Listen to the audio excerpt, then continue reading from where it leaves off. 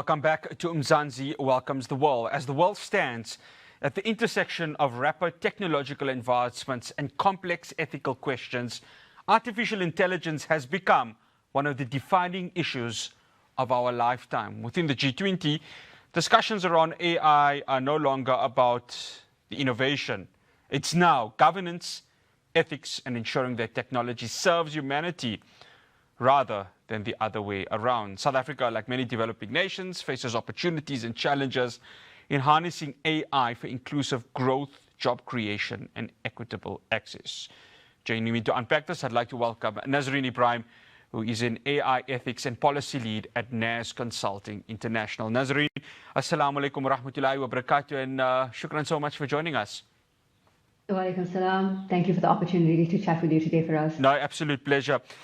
So, Nazareen, we know the G20 has recognized artificial intelligence as the key driver for economic growth. From your perspective, how effectively is the G20 addressing governance and the ethical dimensions of this new phenomenon of AI? Better, but not yet good enough, would be a short but effective answer. Since Osaka 2019, the guidelines and the ethos that has come through decision-making with the leaders has been around human-centered AI, what it means to have guardrails, what does it mean as an impact on the citizens that it serves, or the end user, as it were.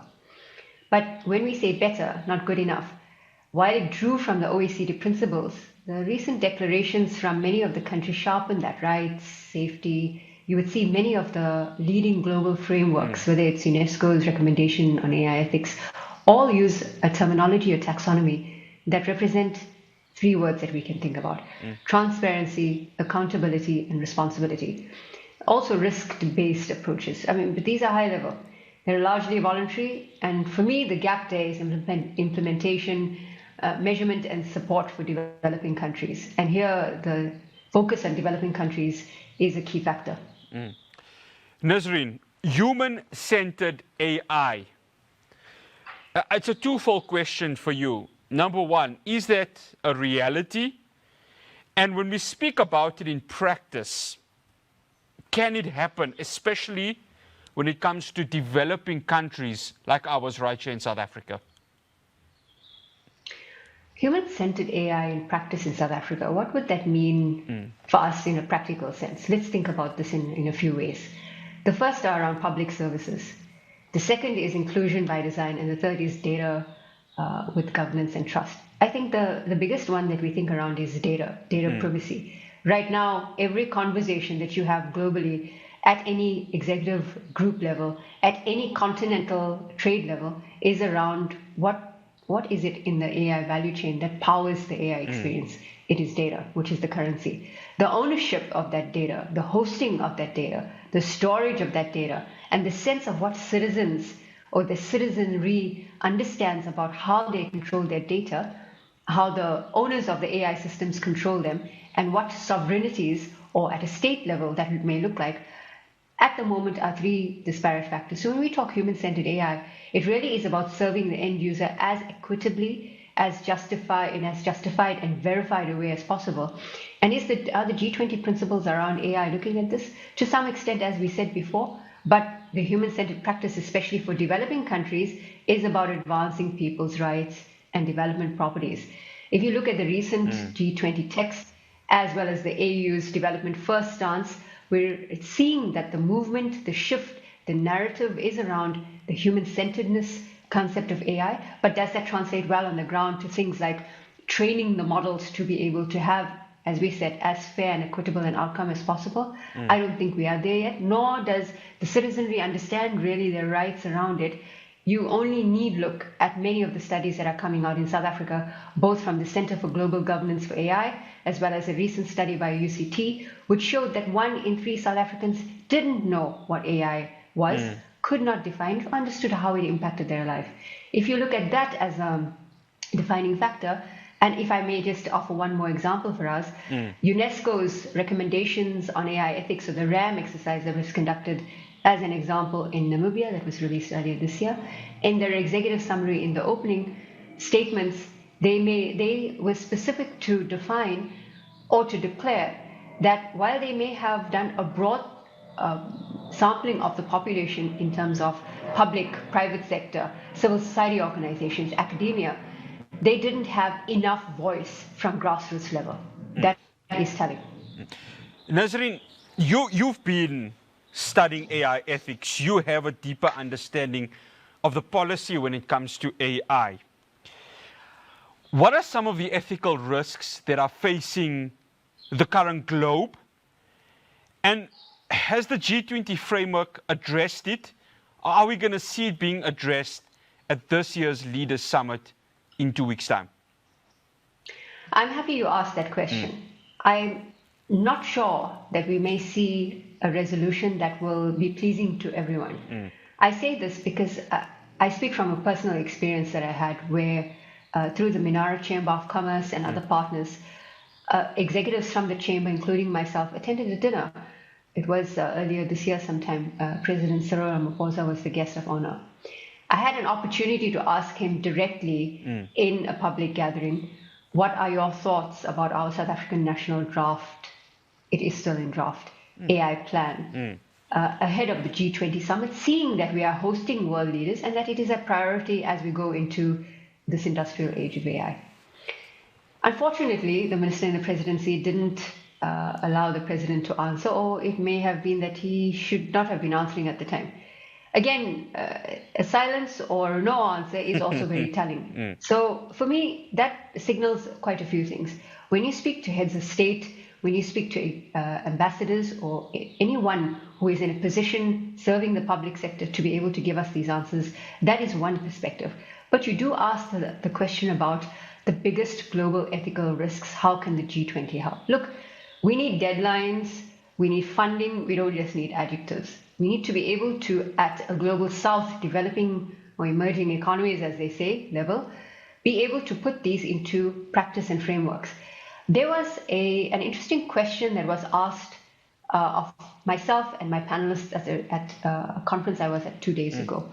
And the question was, why can't we own, as an African continent, our own LLMs, our own data, our own way of speaking to these machines that serve us in as fair and equitable ways possible? And he talks directly to your question around global risk. The answer there is a short but simple one. Unfortunately, we don't have the capacity to be able to own any of those components in the value chain now, everything from the data, the compute, and the models. Yes, we can build out local capacity to address inherent risks that are around the risk-based things for addressing bias, as an example. Benchmark and audits that really need to talk to the robustness around public procurement, as an example. The immense amount of research capacity that we need in the global south in order to define what training of the training data and the models look like. So these risks that we talk about, yes, the G20 languaging is there. It is all consistent with the current languaging, from common guardrails, compute and capability equity, benchmark and audits, and enabling data flows with strong rights protection. But they shouldn't just be adjectives, as we say. Nazareen, they need funding, they need deadlines, they need practicality. Nazareen, I want to cut you in there because how does the G20 play a stronger role in setting global AI standards? Now, my question is, does this need to be within the bloc itself, or do individual countries need to assess their own selves? The United States of America, when you listen to the rhetoric of Donald Trump, it's quite clear. He is worried about how America needs to regulate AI rather than assisting the actual entire G20 bloc. So are we going to get to a point where each country for themselves, and you find a way to manage your data privacy and, of course, the growth of AI in your respective countries? You hit the nail on the head. Convene, converge. That's what G20 will be ultimately this year, going to the next year. I think the United States is taking up presidency from next year onwards. But convene and converge, meaning you come together, talk about the defining guardrails, the baseline principles, the taxonomies, as they say, the interoperability, meaning an interoperability is a common term used in the tech sector around how well systems can talk to one another and integrate and connect in order to have seamless, smooth output. So even if there AWS system talking to a Google system, talking to an OpenAI system, interoperability has been a large focus for many at state level policy making or systems thinking that has been at play. Now, binding rules remain at the regional or national level. These must reflect the legal systems and democratic processes that are at the local level. Of course, you look, they always say you look to the global frameworks and guidelines for inspiration, but then you're coming back and you're understanding the local environment because it has its own demands and its own nature. When you think of the G20 global standards, yes, it's an accelerator. It aligns with the global frameworks like the OECD, UNESCO's work, and then at a regional or local level, the AU, and taking inspiration as we generally have to do, or we are forced to do at some point, the EU AI Act. Remember, GDPR is our POPIA Act here in South Africa particularly is modeled on GDPR and other national regulators and legislation. Split the work, but the comment you made at the beginning is 100% correct. Is that this rhetoric that we're seeing from the White House, which is largely to a certain degree highly problematic and also very worrying. You know, the languaging they've been using to describe Zohran Mamdani's win in New York City. Yeah. Many of the billionaires coming out saying it's a scary time for us. And I heard that and I thought to myself, why would you use such a term like scary? Yeah. What is that signaling? It signals to the market one thing, it signals to the citizenry one thing, Nazareen, and it signals to policymakers. Nazareen, I have to cut you there because we have to go to a break. But this conversation with Nazareen Ebrahim continues after the break. We're going to be touching on innovation and regulation. How do you balance the two? Mzansi welcomes the world wraps up after this break.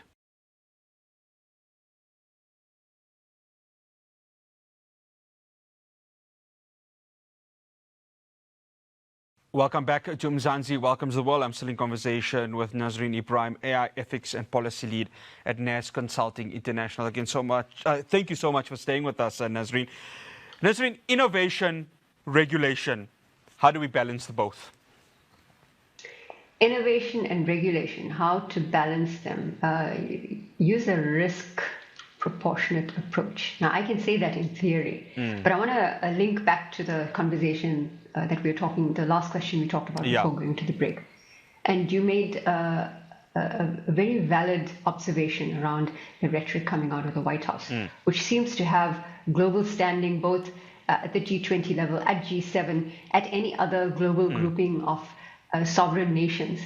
It was interesting to read, and I want to link this point back to you talking about the balance between innovation versus regulation. A very interesting piece, I think it was in the Financial Times, but I stand to be corrected, that was released about 2 days ago, talking about Japan's unique and soft-based approach to AI regulation, where they looked at the comparison between the US, how they have almost shifted or leaned towards deregulation as an opportunity for further innovation to strengthen the country's economic status as well as global status as an economic leader as well as an AI leader. You look at the way China has developed its entire ecosystem around research, going into development, opting to build out their own AI value chain. That's the other. And also making it very particular and rigorous to the Chinese ecosystem, so that if players want to go in, they have to follow the rules which they have bent over backwards to try and do so. So that behavior shift we have seen with the macroeconomic view of how massive organizations decide to go and play in a certain region or space. You've got the EU, who have been very hard and fast on data privacy, data controls, and have.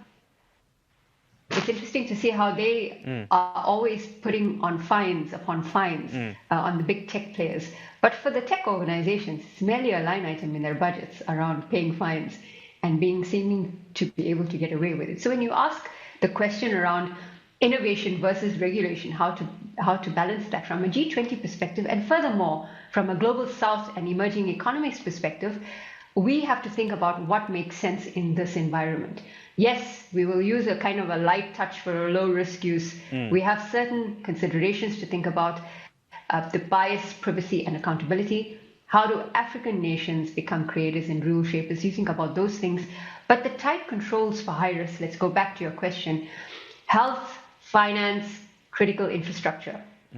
You must also remember we need some kind of regulatory sandbox. And when we talk about sandbox for our viewers, sandboxing means a safe space in which to play around with these, test them, break them, and see that they work, but have the freedom to be able to do so.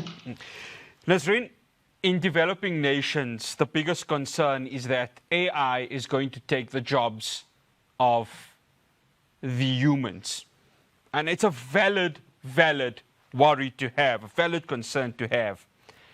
How do we make sure that we balance that too, also at the same time? As much as AI is becoming part and parcel of the world, there has to be the maintenance of human jobs going forward.